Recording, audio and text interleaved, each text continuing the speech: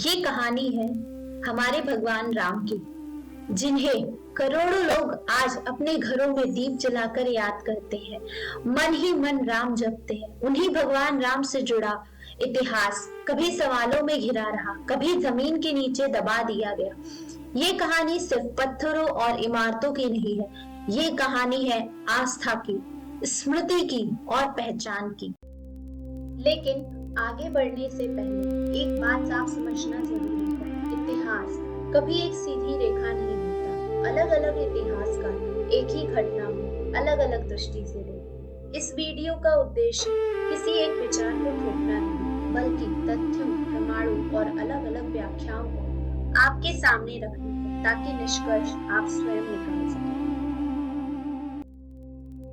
श्री राम किसी एक पीढ़ी के नहीं है, वो कथाओं में भी है, लोकगीतों में भी है और जीवन के आदर्शों में भी। भारत ही नहीं, नेपाल, थाईलैंड, इंडोनेशिया तक उनकी कथा अलग अलग रूपों में मिलती है। ऐसा कम ही होता है कि एक ही पात्र इतनी सभ्यताओं की स्मृति में एक साथ जीवित रह सके। कुछ विद्वान भगवान राम को सांस्कृतिक स्मृति के रूप में देखते हैं, तो कुछ इतिहासकार उन्हें एक ऐतिहासिक राजा के रूप में भी।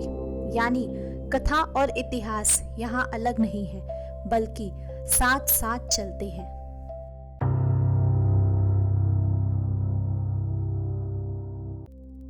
अब बात करते हैं श्री राम की जन्मभूमि अयोध्या की। सरयू किनारे बसी अयोध्या एक ऐसा नगर जिसने राज बदले, शासक बदले, युग बदले, लेकिन अगर कुछ नहीं बदला तो वो थी श्री राम से जुड़ी स्मृति।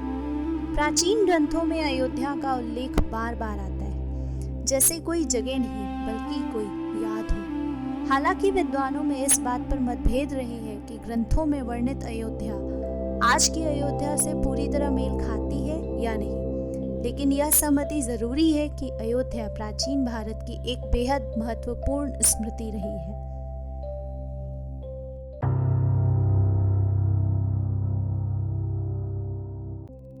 सदियों तक अयोध्या की कहानी जमीन के ऊपर चलती रही, लेकिन असली सवाल था जमीन के नीचे क्या है। जब खुदाई शुरू हुई तो यह सिर्फ मिट्टी हटाने का काम नहीं था, यह इतिहास की परतों को धीरे धीरे खोलने जैसा था। स्तंभों के आधार, कमल और शंख जैसे प्रतीक, ये सब किसी साधारण संरचना की कहानी नहीं कह रहे थे। कई पुरातत्वविद इन संकेतों को मंदिर संरचना से जोड़ते हैं।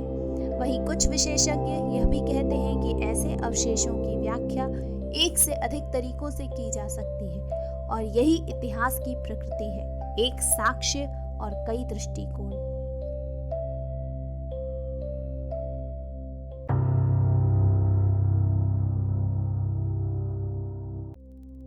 इतिहास सरल नहीं होता।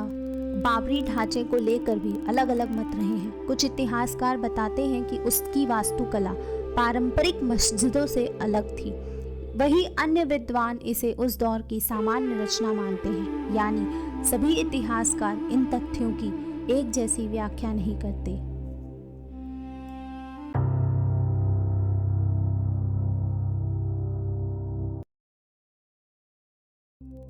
आप सभी ने सुना होगा, जब इतिहास और आस्था टकराते हैं तो निर्णय आसान नहीं होता। कुछ ऐसा ही हाल हमारी अयोध्या का भी था। अयोध्या का विवाद यूं ही अचानक नहीं पैदा हुआ था। यह कहानी आजादी से पहले शुरू हुई थी और आजादी के बाद और भी जटिल होती चली गई। दिसंबर 1949 विवादित ढांचे के भीतर श्री राम की मूर्तियां प्रकट हुई। इसके बाद पूरे क्षेत्र में तनाव फैल गया। प्रशासन ने कानून व्यवस्था बनाए रखने के लिए उस स्थान को अस्थायी रूप से सील कर दिया। यहाँ सबसे बड़ी समस्या थी आस्था बनाम कानून, और जिसका परिणाम ये था कि मामला अदालत तक पहुंचा।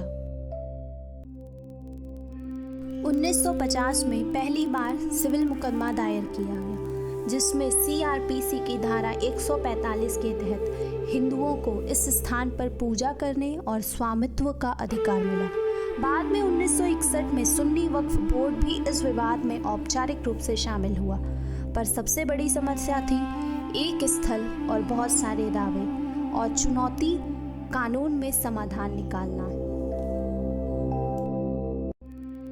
1986 में जिला न्यायालय के आदेश से विवादित स्थल के ताले खोल दिए गए। यह निर्णय आस्था से जुड़ा था, लेकिन इसके सामाजिक प्रभाव बहुत व्यापक थे। सबसे बड़ी समस्या थी देशव्यापी प्रतिक्रिया। इसके बाद 6 दिसंबर 1992 को बीएचपी और भारतीय जनता पार्टी ने इस स्थल पर 1,50,000 स्वयं सेवकों को शामिल करके एक रैली का आयोजन किया, जिन्हें कार सेवक के रूप में जाना जाता था।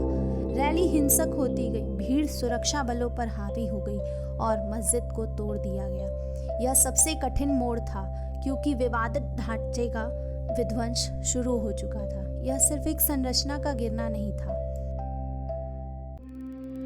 मस्जिद के विध्वंस के परिणाम स्वरूप भारत के हिंदू और मुस्लिम समुदायों में कई महीनों तक अंतर सांप्रदायिक हिंसा हुई, जिसके प्रत्यक्ष परिणाम के रूप में मुंबई में 2000 से ऊपर के लोगों की मौत हुई और भारतीय उपमहाद्वीप में दंगे भड़क उठे। मंदिर विध्वंस के बाद 5 जुलाई 2005 को 5 आतंकवादियों ने अयोध्या में नष्ट की गई बाबरी मस्जिद के स्थान पर अस्थायी राम मंदिर पर भी हमला किया। इसके बाद 2010 में इलाहाबाद हाई कोर्ट ने अयोध्या की भूमि को 3 हिस्सों में बांटने का आदेश दिया, लेकिन यह फैसला स्थायी समाधान नहीं बन पाया। 2019 में फिर अंतिम निर्णय लिया गया, जिसमें 9 नवंबर 2019 को सुप्रीम कोर्ट ने सर्वसम्मति से अंतिम फैसला सुनाया।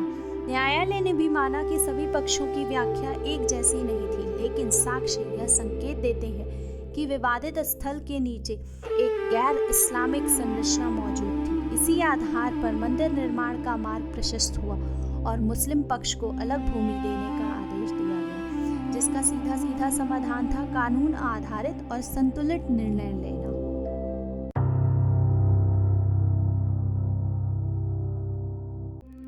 फैसले के बाद चुनौती खत्म नहीं हुई। असली परीक्षा तो तब शुरू हुई। 2020 में श्री राम जन्मभूमि तीर्थ क्षेत्र का गठन हुआ। मंदिर का डिजाइन प्राचीन शिल्प शास्त्र, वास्तु और आधुनिक इंजीनियरिंग तीनों को मिलाकर तैयार किया गया। यहाँ सबसे बड़ी चुनौती थी मंदिर का कई 100 साल तक टिकना। मंदिर स्थल की मिट्टी कमजोर पाई गई। इंजीनियर्स ने जमीन को मजबूत करने के लिए हजारों पिलर्स और विशेष तकनीक का प्रयोग किया।